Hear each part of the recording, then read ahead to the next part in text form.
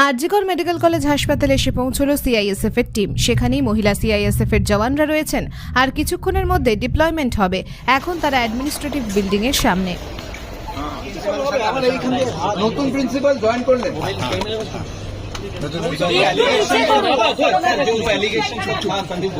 ये तो डाउन करना होगा। इंक्वायरी कुछ होगा इस बार? वो तो सीबीआई आप मेडिकल एडमिनिस्ट्रेटिव अभी सीबीआई होने के बाद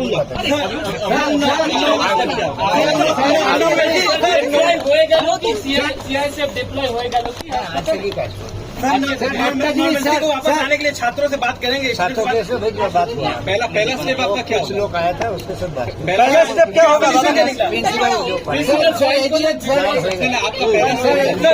सर सोल्यूशन क्या निकला?